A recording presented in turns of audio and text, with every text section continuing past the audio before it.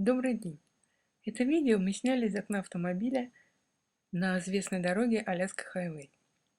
Аляска Хайвей официально начинается в маленьком поселке Канады Даусон Крик, провинции Бритиш Колумбия, где туристы с удовольствием фотографируются на фоне плаката с надписью «Аляска Хайвей Mile Zero». Как утверждает заложенная плита, Аляскинская трасса построена во время Второй мировой войны в 1943 году, всего за 9 месяцев, главным образом для поставки самолетов в СССР. И заканчивается трасса недалеко от границы, в Дельта-Джанкшн на Аляске.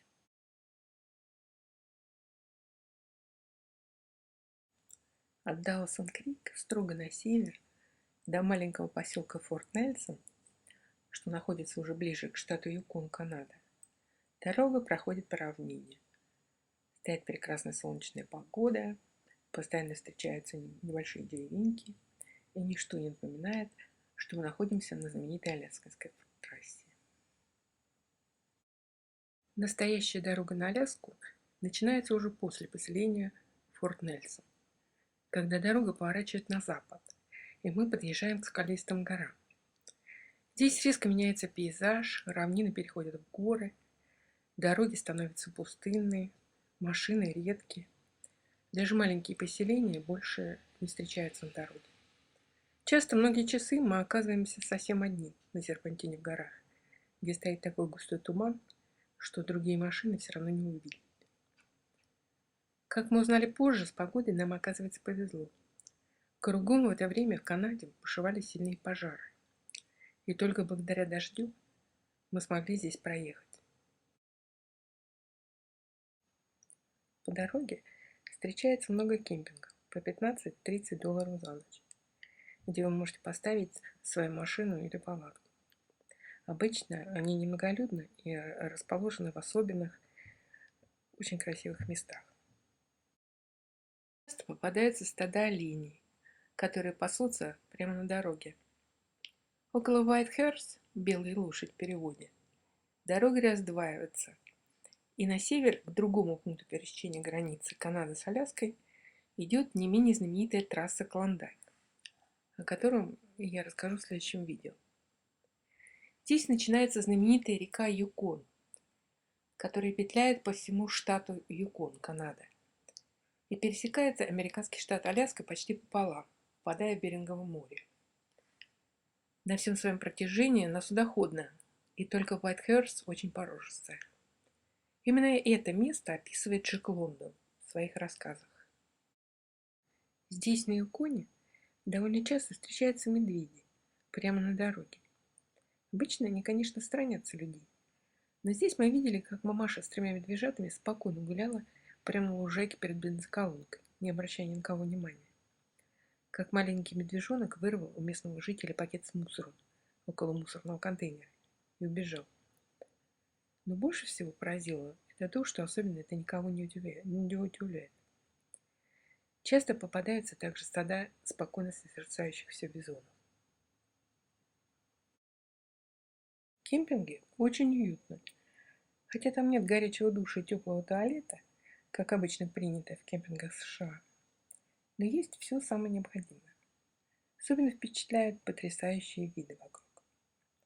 Таким образом, мы подъезжаем к границе Канада-Аляска, нижней, южной по карте.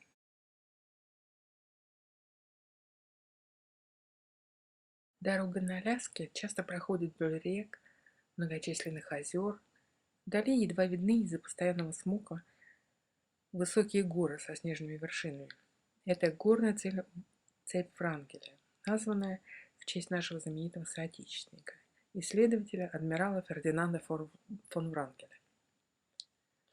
Надо сказать еще, что рыбалка в Канаде для нас оказалась сплошным разочарованием. Понятно, как мы к этому готовились, приобрели все необходимое оборудование и даже не очень дешевые лицензии, около $30 в день или $50 за 3 дня и тому подобное. Для каждого штата нужно было покупать свои лицензии. Только в северных территориях Канады она относительно дешевая, но туда нужно еще доехать. Кстати, мы спрашивали встречавшихся нам туристов об этом и узнали, что многие даже не делали попыток купить лицензии на рыбную ловлю. Так что после нескольких попыток мы оставили эту затею, и вот почему. Из-за совершенно невыполнимых, на наш взгляд, правил рыбалки, смысл которых примерно следующий. Можно выловить рыбу только длиной больше 65 сантиметров. И эту огромную рыбу надо поймать на очень маленький крючок, причем рекомендуемой конфигурации. Кроме того, рыбу можно ловить только ту, которая есть в справочнике, а остальную нужно отпустить. Справочники есть общие для штата и локальные, почти для каждого озера свои. И они не тоненькие. Кроме того, по их карандашным рисункам довольно трудно определить вид рыбы. То есть трюк заключается в том, что правила вам позволяют рыбачить так, что вы не сможете ничего поймать. И штрафы за нарушение правил очень немаленькие. И что интересно, что свежую рыбу купить по дороге совершенно невозможно. Ее не продают ни в магазинах, ни в кафе. Про рыбалку на Аляске я расскажу в следующих видео. Особенно об одном крючке, который я никогда не видела в своей жизни, но без которого, по-моему, поймать рыбу на Аляске невозможно. И хотелось бы немного рассказать о наших ночевках.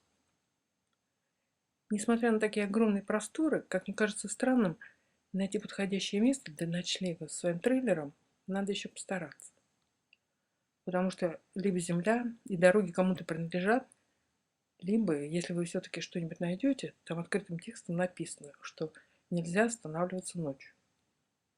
И часто трейлеры кучкуются вместе на маленьком участке. Для облегчения задачи туристы даже создали специальный сайт, где можно найти место для ночлега бесплатно или за небольшие деньги. Чем мы успешно воспользовались. Скажу смело, что после того, как мы об этом узнали, наша жизнь заметно изменилась. Если до этого мы ночевали в основном среди огромных рычащих фур на бензоколонках, то после этого мы часто просыпались с видом на $1 миллион. И, конечно, нужно рассказать о пожарах и смоге, о том, о чем вы не узнаете из путеводителей. На карте, которую вы сейчас увидите, на экране желтыми кружками отмечены очаги пожаров, которые я ежедневно наносила каждое утро, справляясь на специальном сайте пожарной службы Аляски. И это существенно влияло на наш маршрут. Например, в этом году один из самых больших городов Аляски, Фэрбанкс, находился в густом дыму почти все лето, и нам так и не удалось туда попасть. Но благо дорог на Аляске достаточно, и всегда можно куда-нибудь свернуть. Вообще пожары и смог от них обычное дело на Японии и Аляске. Каждое лето горят леса на всей территории, и смог покрывает огромные территории многие месяцы. Отсюда очень важный совет для туристов. Времени на посещение Аляски надо закладывать вдвое больше, чем вы рассчитывали, если вы едете на машине. Мы заехали в кемпинг, который оставляет жуткое впечатление после недавнего пожара. Вот посмотрите, что от него осталось. Тяжело смотреть на обгоревший лес. Один из самых больших пожаров на Аляске произошел в 1953 году. С тех пор прошло уже почти 70 лет, но лес так еще не восстановился. Иногда очаги пожаров видны прямо с дороги. Иногда дороги совсем закрывают, и людей эвакуируют. Так что ваши планы могут кардинально измениться. Смог порой бывает такой сильный, что трудно дышать. Першит горло, слезятся глаза, а в воздухе стоит сильный запах гари. И это создает серьезные проблемы для туристов. На следующих фотографиях можно видеть жуткий смог, который охватывает при приближении к Дельта Джанкшн. Он находится как раз недалеко от Фэрбанкс, и все лето был в дыму. Наконец мы подъезжаем к конечной точке маршрута этого видео, небольшой городок Дельта Джанкшн, где с успехом преодолевшую эту аляскинскую трассу фотографируются монументы с надписью «Конец Аляскинской трассы». Спасибо за внимание.